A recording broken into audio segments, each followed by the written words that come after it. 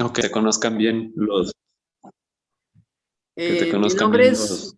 María Dolores González Araria Calderón y Ujú. actualmente soy directora de una organización que se llama Utopía y Estrategia y soy parte de la Asamblea de Servicios y Asesoría para la Paz, una organización dedicada a la mediación y la transformación de conflictos. Ok. Pues la primera pregunta sería saber más o menos qué fue o por qué elegiste, cuál fue la razón por la que elegiste dedicarte a esta mediación de conflictos. Pues durante muchos años nosotros trabajamos muy cerca de diferentes tipos de problemáticas y conflictividades sociales, desde aquellas que viven los pobladores pobres de las ciudades, en los que se llamaban cinturones de miseria, en las zonas urbano-populares. Posteriormente trabajamos con pequeños municipios, en mi caso particularmente municipios indígenas, rurales del país, y cuando surge el alzamiento indígena en Chiapas, el alzamiento zapatista, nos invitan a trabajar en la asesoría de la mediación. Entonces, una comisión de intermediación presidida por el obispo Samuel Ruiz para apoyar en los temas relativos a las autonomías y los derechos indígenas. Y trabajando con la mediación, yo encontré ahí un camino pues de construcción de paz que me llamó, digamos, encontré una vocación para el trabajo de construcción de paz en el país y para la labor especialmente de mediación en conflictos. Y ahí en ese trabajo con la Comisión Nacional de Intermediación, la CONAI, yo me fui preparando técnicamente también para jugar este papel, esta labor mediadora en este y otros conflictos.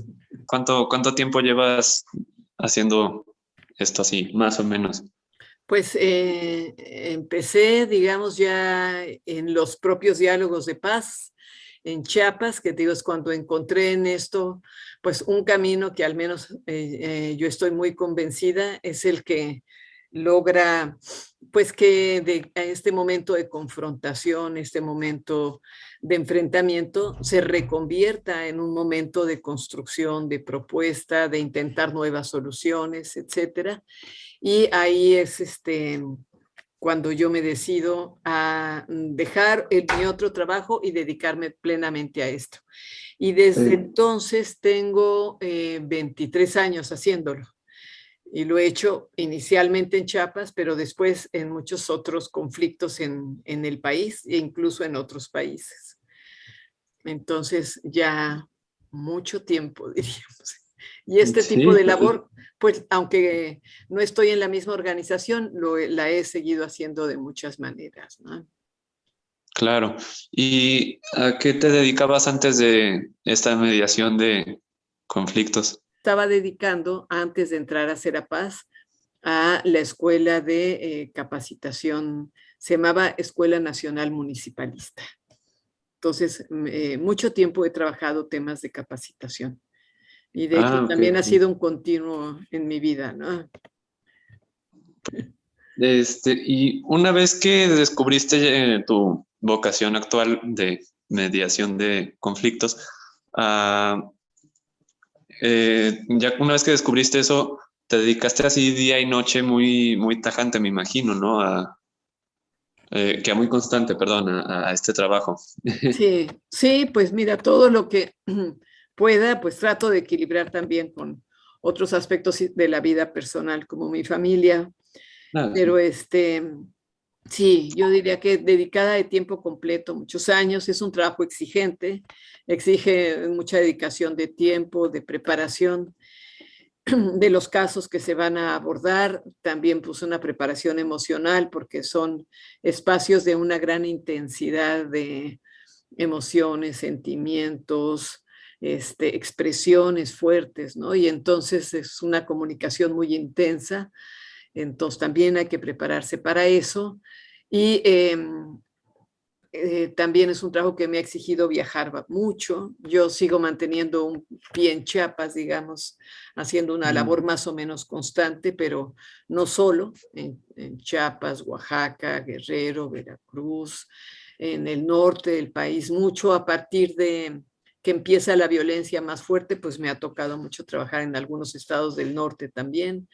Entonces, Claro. pues sí, ha sido un trabajo exigente, pero como dices, me gusta, es un trabajo que me apasiona, tengo una gran convicción que hay que tratar de trabajar por este camino los conflictos y construir la paz siempre que tengamos espacio para ello. Y entonces, pues le dedico mucho tiempo, me parece que sí. ¿Cómo es tu papel o tu trabajo en sí? ¿De qué va, por así decirlo? Pues sí, mira, un conflicto puede ser un conflicto de alto impacto o un conflicto pequeño, pero siempre, a ver, ¿qué hacemos, no? Siempre vamos solo cuando nos lo pide, nosotros decimos el actor social, ¿no? Alguna de las personas, actores sociales, organizaciones, movimientos que necesitan prepararse y encontrar puentes con la otra parte, ¿no? Entonces vamos a petición de parte y sobre todo de la parte social.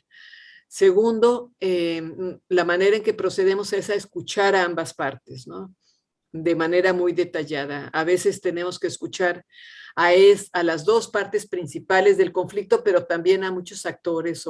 Entonces, escuchamos a todos y después de escuchar a ambas partes y a otros que están involucrados, hacemos un pequeño diagnóstico. Ya vemos qué condiciones tiene ese conflicto para poder resolverse.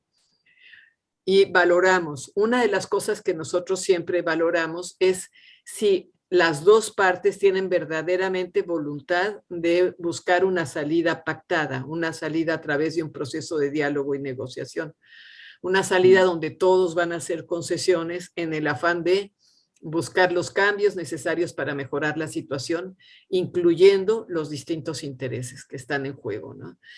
Entonces, si nosotros encontramos que esto es posible y que hay camino, digamos, alrededor de esta posibilidad en este conflicto, entonces ya procedemos, digamos, a pensar con ellos cuáles son las condiciones de ese diálogo y de esa negociación. A veces necesitamos reforzar mucho ese proceso porque es muy delicado o porque es muy asimétrico, uno es demasiado fuerte y otro demasiado débil, o porque es muy inestable el conflicto y se puede confrontar en cualquier momento. Entonces buscamos apoyo de organismos internacionales o de otros observadores más formales y vamos construyendo las condiciones para que ese diálogo sea firme y sea justo. Y ya procedemos a preparar el intercambio, a ver que las dos partes logran aclarar sus distintos intereses y expresarlos en la mesa. Y nuestra labor es mucho ayudar a la escucha, una escucha activa, una escucha realmente para entender lo que el otro quiere y necesita, de tal manera que después, a partir de lo dicho, empecemos a buscar dónde hay posibilidades de ir bordando un acuerdo hasta la firma de los acuerdos y la formalización de estos a través de un procedimiento de cómo se van a cumplir y quién va a vigilar o a supervisar que el cumplimiento sea cabal y correcto, ¿no? Entonces, bueno, es como todo un procedimiento. En realidad Sí, es sí. importante que se haga esto de una manera muy cuidadosa para que ninguna parte salga lastimada de un proceso de diálogo y negociación, ¿no? De logro profesional en este campo. Pues mira, es difícil porque una de las condiciones de la mediación no solamente es que seas imparcial con los actores, sino tener claro que no tienes ningún poder de decisión en la mesa, que quienes deciden todo son ellos, las partes. Entonces el resultado final nunca está en las manos de la mediación, siempre está en las manos de las partes del conflicto, o sea, los oponentes, los adversarios, ¿no? Entre sí. Y la nuestra es tratar de cuidar el proceso para llegar a un acuerdo, pero nunca va a ser nuestra decisión. Entonces, la calidad de la decisión, pues depende totalmente de las partes. Yo creo que el logro principal son los avances. Muchas veces no logramos llegar hasta la firma de acuerdos, otras veces sí. Por ejemplo, en Chiapas se tuvieron los acuerdos sobre cultura y derechos de los pueblos indígenas, que son ahora la base de la reforma del cuarto constitucional que se está en este momento, digamos, discutiendo en las cámaras. Logramos también en el caso de Oaxaca que la confrontación no tuviera mayores costos sociales humanos, hasta donde fue posible salvar lo salvable de la negociación y evitar mayor violencia, ¿no? Hasta donde las partes quieren. Igual en casos de minas, carreteras, hemos logrado que al menos se sienten a conversar para entender lo que cada quien necesita. A veces estamos en una parte de ese proceso y en otra ya no. Estuvimos en la del Zapotillo, que se acaba de anunciar como un proceso muy exitoso de diálogo. Estuvimos en la de Atenco. Estuvimos en las varias de la UNAM, varias de los maestros también de estas movilizaciones nacionales grandes que hace el magisterio, en muchas de organizaciones más pequeñas frente a minas o frente a otro tipo de conflictos, ¿no? De los estudiantes que quieren entrar a las universidades. Entonces siempre hay algún tipo de logro. Yo creo que el logro más importante en general es que la energía de la confrontación es una energía que se dedica a la construcción de propuestas y de cambios necesarios para abordar las problemáticas. O sea, todo conflicto social expresa un problema que debe atenderse. Y entonces, de estos procesos al menos, se visibilizan esos problemas y se logra conducir esa energía, digamos, del enfrentamiento a la búsqueda de soluciones. Yo diría que ese es el gran aporte que se logra. Los resultados finales, los acuerdos totales varían mucho de un proceso a otro, ¿no? En algunos se ha logrado mucho, en otros menos, pero casi siempre se ha logrado que la confrontación no llegue a mayores, ¿no? En términos violentos. Hay un Ya, dicho ya. que dice, el conflicto no es evitable, pero la violencia sí. Y entonces nosotros asumimos esto, ¿no? Tenemos que Ujú. abordar el conflicto de una manera no violenta. Y eso creo que lo hemos logrado casi siempre.